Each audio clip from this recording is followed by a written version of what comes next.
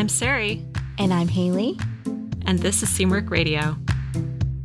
Welcome back to Seamwork Radio, where we share practical ideas for building a creative process so you can sew with intention and joy. And today we're talking about the relationship between creativity and self-compassion. And we're going to cover how creativity and self-compassion relate to each other, how to build more self-compassion, and why it will enhance your creative practice. Haley, icebreaker for today. What do you do when you aren't feeling creative? I think that it really depends on my energy level, because sometimes I feel like I'm not feeling super creative because I'm very low energy, in which case I need to prioritize rest. And sometimes I don't feel creative because I'm full of energy and I want to be in my body, I want to be outside doing things, seeing people. So I always try to get to the root of what is it that's blocking me, and try to nourish whatever that need is. But primarily I tend to prioritize some self-care, whether that's taking a bath, reading a book, going for a walk. Things like that really help me to come back to my creative self, I would say. I think that's so important to figure out the why behind it so you can address it in the way that makes sense for you. I think in addition to the things that you mentioned about energy level, I think there's also the emotional side of it, where there might be something else going on that's making you feel like you might have the energy for it, but you might also be feeling judgmental towards yourself, which is a lot of what we're going to be talking about today. Or you might just feel deflated because the last thing you made didn't turn out the way that you wanted. So I think there are a lot of different reasons that you could not feel like being creative. And like you said, it's important to figure out what that is so you can address it in the way that makes sense for you. I think when I'm not feeling creative, that's usually a good time to switch gears for me and either do something that's not necessarily, doesn't require creativity, but might still help me to get back in the groove of things, like maybe baking something, or where it's not, you just follow a recipe or something like that. It can often make me feel like being creative again, where it's more about the execution of it rather than coming up with ideas or having to use your brain in some way. So I feel like that's always helpful for me. Totally. Something that the idea of baking something or cooking made me think of is that sometimes I think that, for me at least, this happens where I feel a lack of creativity if I don't feel like I've had enough variety and external stimuli. So doing things like cooking or eating a meal or doing something that I have to use my hands for, or listening to music can sometimes it's like a cup of coffee for my creativity, Yeah, that's a good way to put it. A little caffeine jolt. Yeah.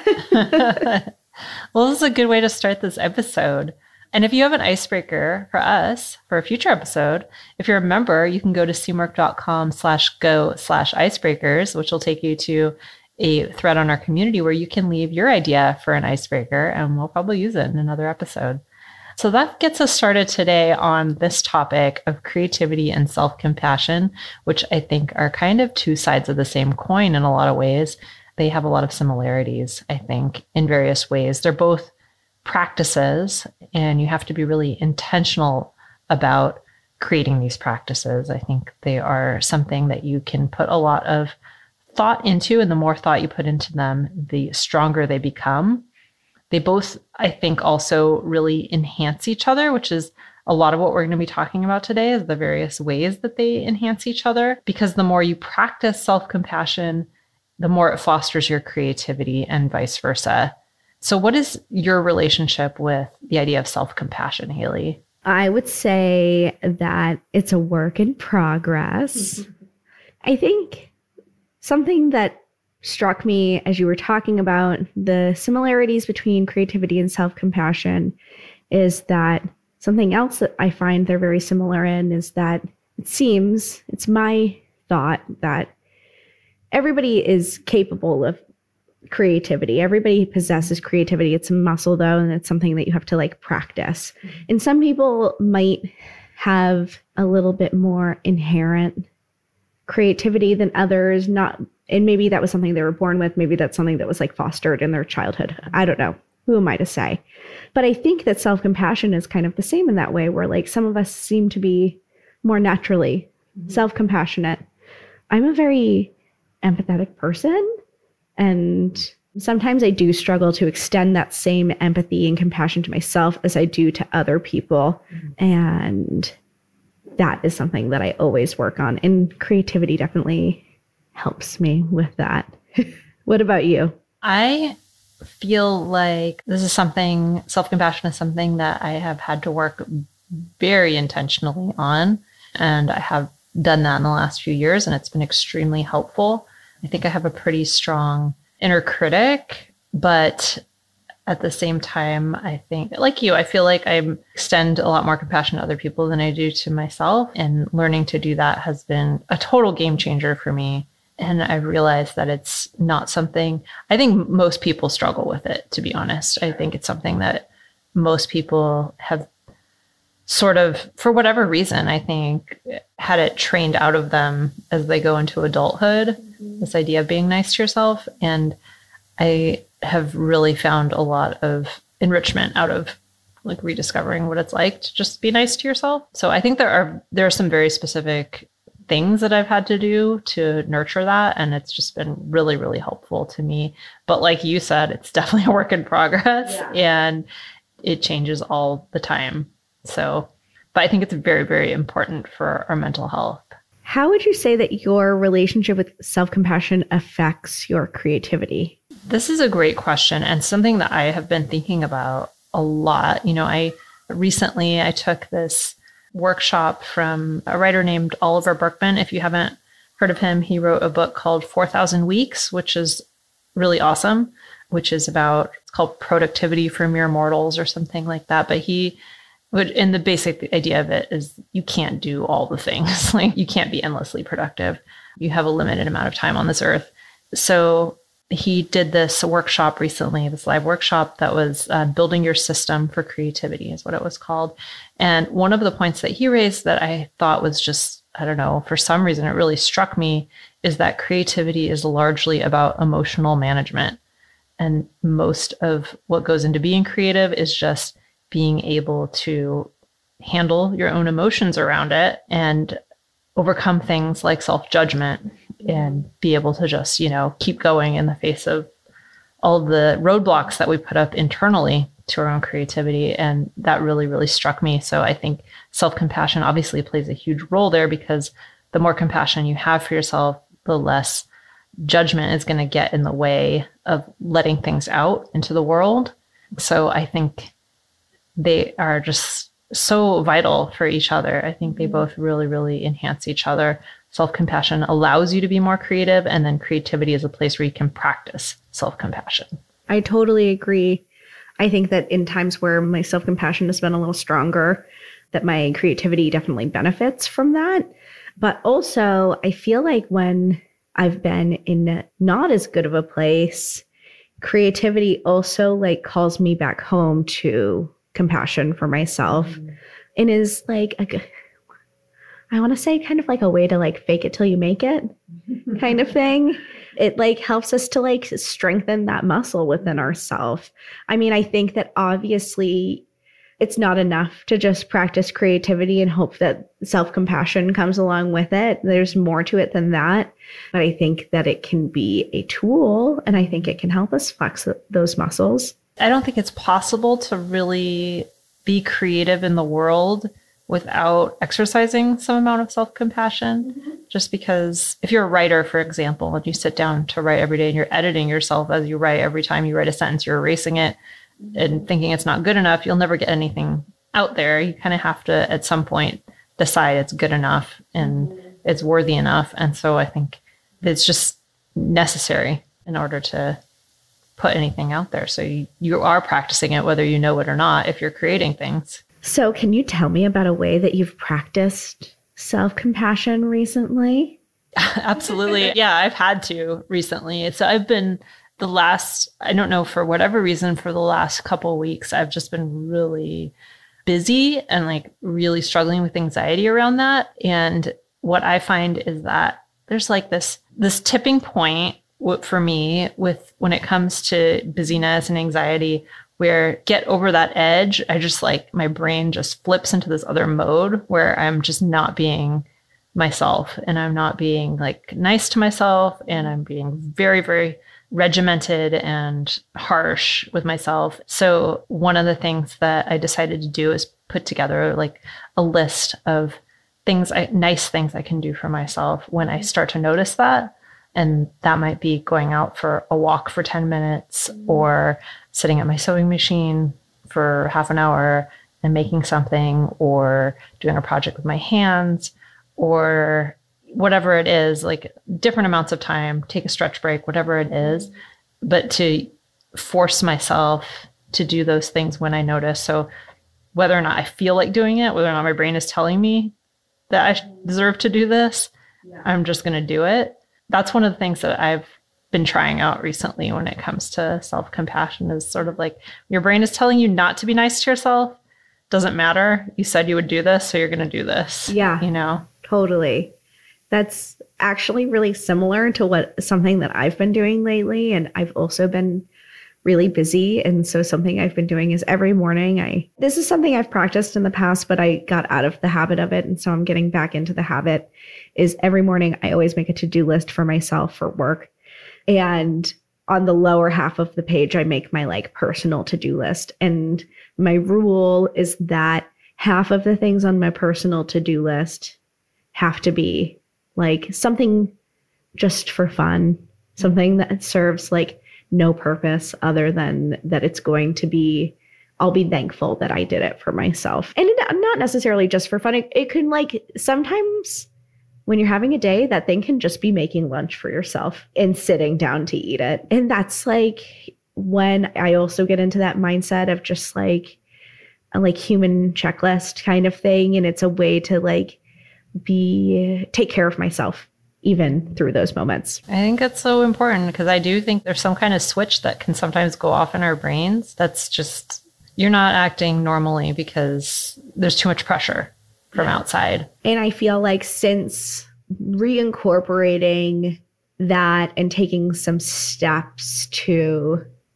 take care of myself in that way, that it's definitely helped me, just like to prioritize some creative time for myself, to like, and also just in the creative work I do for my job, it just helps me with that. It kind of helps eliminate some of the white noise. Well, let's get into some tips and some ways that we see specifically this relationship between creativity and self-compassion taking place. So just as kind of a disclaimer, developing self-compassion is a long process and it can be kind of complicated, but I think being creative is just a really great way to practice it. So it's kind of what we're talking about today.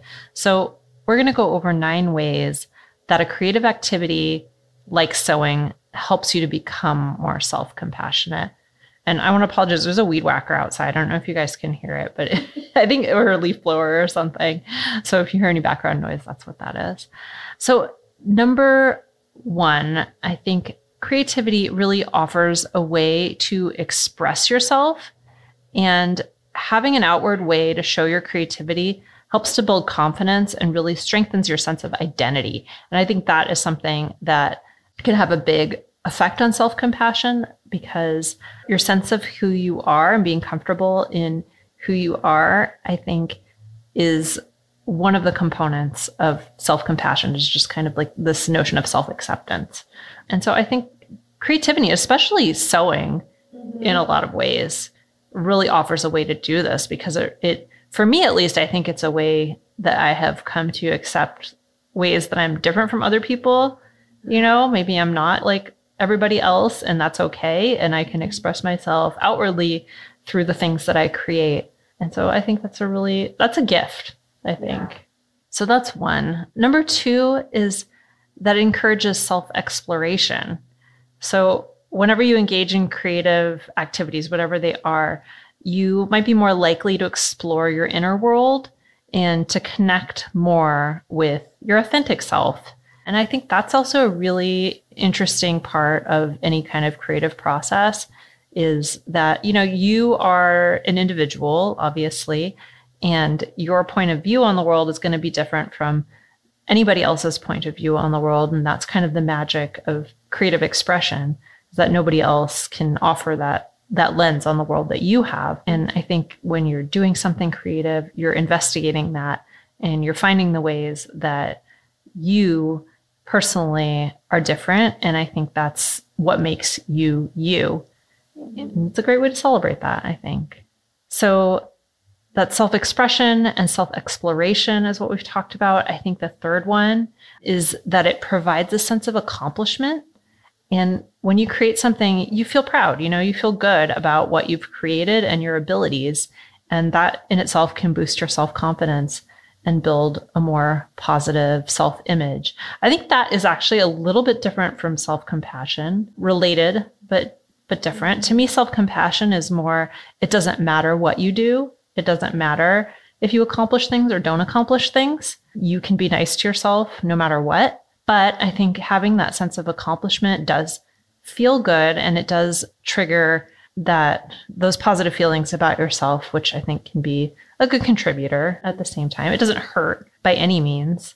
So I just wanted to point that out because I think, even though a sense of accomplishment is wonderful, and obviously one of the things that we turn to sewing and other creative hobbies for, you don't need to accomplish anything in order to be nice to yourself. And then the fourth thing is that it promotes self-care. I think all of us have an inborn need to be creative. And so when you actually engage in those creative activities, it can be a form of caring for yourself. It can help you to relax. It can help you to unwind. And it can also, like we were talking about earlier, kind of be a signal to your brain that, you deserve these things and that you can take the time, even if you feel busy, even if you feel stressed out, even if this or that, to take care of yourself and do something that feels good to you. So I think that's really important too when it comes to hobbies like sewing. Those are all great ones. And I have a few more to add. The next one is that it fosters a growth mindset. And this is something that Sarai and I talk about a lot as being something that's really worthwhile to cultivate. Creativity inherently involves taking risks and trying new things.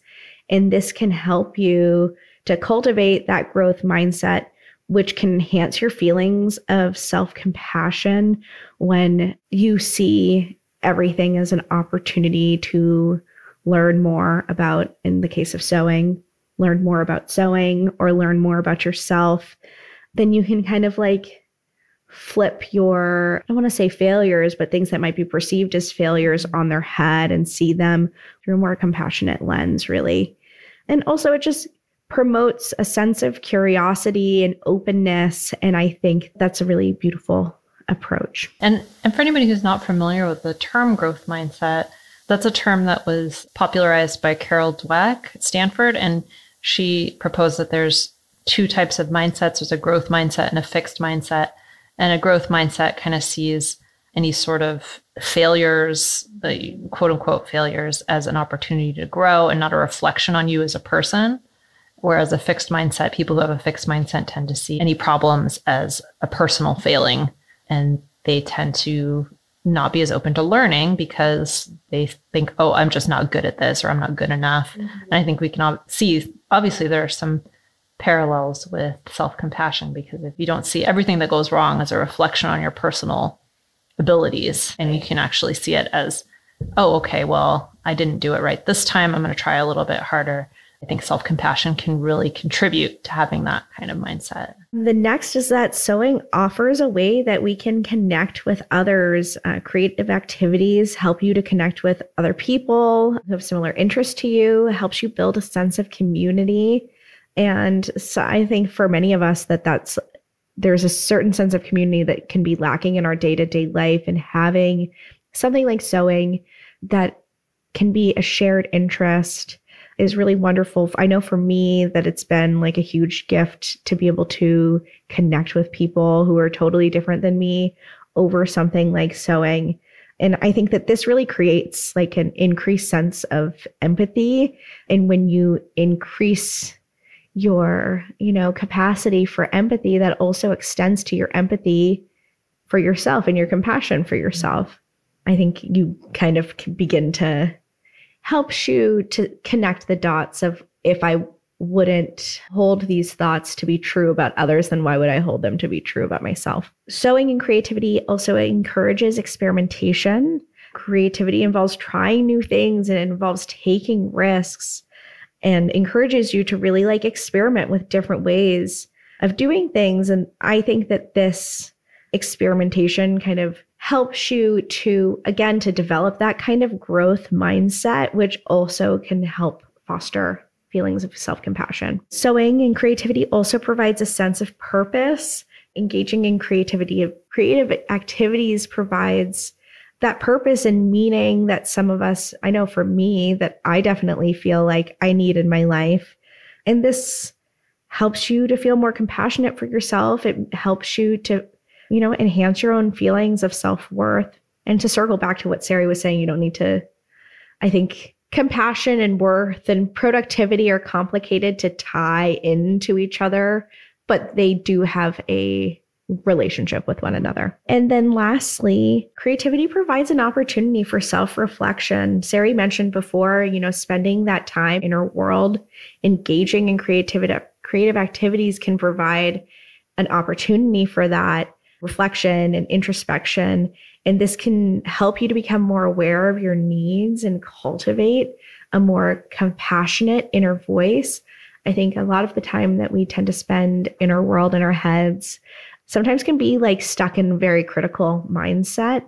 When spending some time with yourself that is dedicated to exploration and iterating and creativity is just so valuable and can kind of help you to like turn the switch to bring more of that kind of thinking to other parts of your life. That reminds me of an article I just read this morning that was about, instead of thinking in terms of work-life balance, what I was advocating was thinking in terms of psychological needs and how different parts of your life can fulfill different psychological needs that you have. Like maybe your work fulfills X, Y, and Z psychological needs, and your hobbies fill other psychological needs, and kind of bringing those all together to kind of create this harmony in your life, rather than thinking about it just work on one side, life on the other side, and how do you balance the two, which I thought was a much more nuanced way of looking at it. And I feel like that is kind of speaking to what you're saying here, is doing that self-reflection and recognizing how your hobbies are fulfilling certain psychological needs for yourself, and that it is an act of self-compassion to allow yourself to have them and to allow yourself to recognize those needs and fulfill them in the way that you want to. These are all, I think, really cool things to think about and really consider when you're thinking about your hobbies, and especially if you're maybe reaching a point where you're kind of either struggling with your creativity or struggling with your ability to be nice to yourself. I think it's really interesting to think about how they can feed off of each other and enhance each other.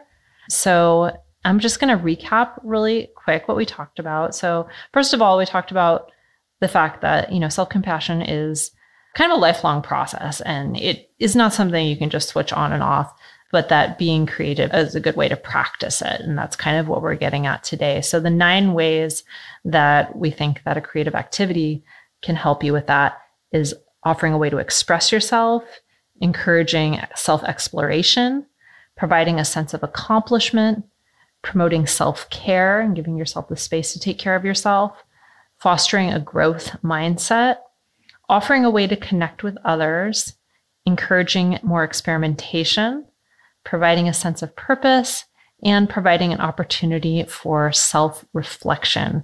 And I think these are all really awesome ways that you can use these 2 really important practices to enhance your life. So what's your big takeaway from today's episode, Haley? Well, I think that reflecting on all of this stuff has kind of made me recognize how it's really interesting that like self-compassion has been for me in my personal journey, like a really huge focus. And also I've dedicated my life to like sewing and like creative pursuits. And I think that that's really interesting that both have held so much weight in my world. And I don't think that is something that is by accident. So it's just made me curious about that, I guess, is my big takeaway. I think for me, this idea of emotional regulation and this idea of self-compassion being a necessary part of creativity is my biggest takeaway, that you can't really be creative without at least practicing a little bit of self-compassion, because otherwise you're just editing yourself constantly. So I think that's a really interesting thing to explore, and to use your creativity as a way to consciously practice being kind to yourself, I think is a really interesting way to approach it. So that's my big takeaway. That kind of wraps us up for today. I wanted to mention real quickly our Seamwork community. We mentioned how creativity can be a way to connect with other people. And I just think our community is so amazing. We have some of the nicest, most helpful sewists you can imagine in our private community. And our team, along with thousands of seam workers, are here to talk to you and cheer you on in your journey. So it's a great place to ask questions about absolutely anything with no judgment. And you'll always get some amazing answers. And you can also share your projects, and you can create goals. And we'll even email you reminders to keep you on track with whatever your goals are at the moment. It's the perfect place to go if you need a quick boost of creative energy. So shout out to the community. If you want to check that out, we have a promo to join Seamwork that we'll put in the show notes, and I'll mention in just a sec. If you liked this episode, we'd also love it if you would leave us a review. We have a review today from Drop Dee who says, I'm new to sewing/mending/embroidery. This is a solid podcast that sticks to each topic and explores it well. 5 stars. All right. Thanks, solid Dee Dee. podcast. Thank you, Dee Dee. In addition to the podcast, you can also follow us on YouTube at Seamwork Video. You can follow us on Instagram at Seamwork.